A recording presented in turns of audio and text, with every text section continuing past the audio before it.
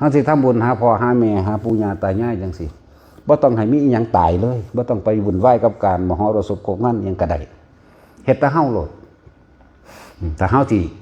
บุญอันเกิดจากการให้ทานนี่เฮาไปหาซื้อของอยู่ของกินน้ำตลาดโลดบริสุทธิ์เริ่มแต่ที่แรกเลย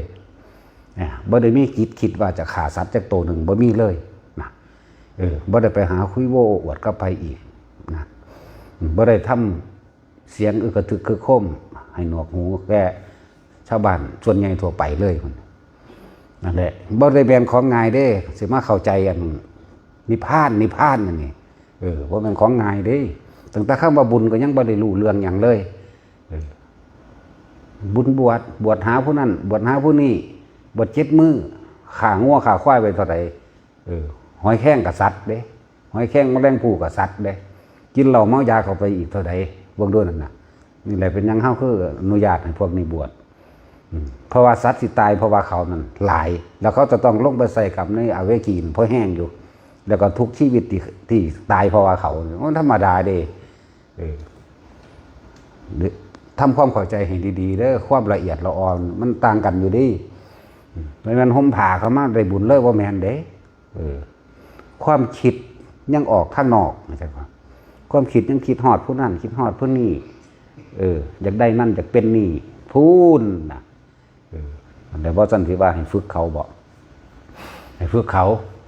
ฝึกให้ทำความสงบให้มันเป็นชดเชยแล้วก็ชดเชยในสิ่งที่เฮาให้นะชดเชยเนี่ยชดเชยได้เจ้าของเด้บ่แม่นได้แก่ผู้เฮาให้บวชเด้แต่ของลาได้เองนั่นน่ะตัวเฮาเห็นความละเอียดยิ่งกว่านั้นอีกเห็นความกรรมอกุศลกรรมที่คิดไว้ที่พากันว่าถ้าบวชอยู่บ้านทั้งสี่ต้องมีสัตว์ตายต้องมีการกินเหล้าต้องมีการตีและฆ่ากันพร้อมนั่นแหละบุญภายนอกก็บ่ได้สงบจากว่าบอกฟังดีๆคำว่าบุญคือความสงบเย็นอันเกิดจากภายในก่อนคือใจเฮาเองความคิดบ่ฟุ้งซ่านบ่กังวลก่อนที่จะทำก็บ่กังวลเรื่องสิไปหาหมูหางัวหาควายมาฆ่ากังวลว่าจะเอาไผมาคั่วกังวลว่าเขาสิลักศีลเนี่ยเป็นทั้งสั้นเด้นี่ตั้งแต่เริ่มแรกก็กังวลแล้วในขณะที่ทำหังก็เก่าอีกบัดนี้สวงสร้างยังเสิร์ฟเหล้าเมายากันจ้างหรือว่าไปเชิญแขกผู้มีเกียรติพวกกำนันพวกอบตพวกนั้นพวกนี้มาก็ต้องจัดเหล้าราคาแพงๆเขากินทั้งสี่เด้เนี่ยนี่กินเข้าไปแล้วก็เมาแล้วก็คุยโว้โอ้อวดเถียงกันก็ตีกันในงานอีกนี่ขณะทำเป็นได้หลังทำแล้วแต่ถ้ามีผู้บาดเจ็บเสียหายหรือตายก็ต้องไปเป็นพยานให้เขาอีกมันบ่ได้แม่นบุญเด้บ่แม่นบุญจักเม็ดเด้อันนี้จังซั่นลงทุนซื้อนรกบาปแปลว่ากังวลและเร่าร้อนก่อนทำขณะทำหลังทำบุญแปลว่าสงบเย็นสงบเย็นก่อนทำก็สงบขณะทำก็สงบหลังทำก็คิดถึงเมื่อไหร่ปลื้มใจเมื่อนั้นนี่บุญแท้ๆคืออันนี้เด้อนั่นแหละเพิ่นจึงว่าบุญอันเกิดจากการภาวนามันมีผลมากเพราะว่ามันทำความสงบใจของเจ้าของได้ทำความสงบอันปราศจากความคิดอยากว่า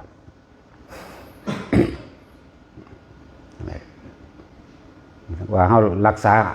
หอดชีวิตงัวควายคุณรักษาหอดบ่ให้คนตีคนฆ่ากันบ่ล่ะแน่นอนซุมื้อนี้งานใดงานนั้นจังแม่นอีหยังตีฆ่ากันโลดกินเหล้าเมาก็คุยโว้โอ้อวดใส่กันเอากันโลดแหละท่ากันท้ายกันโลดแล้ว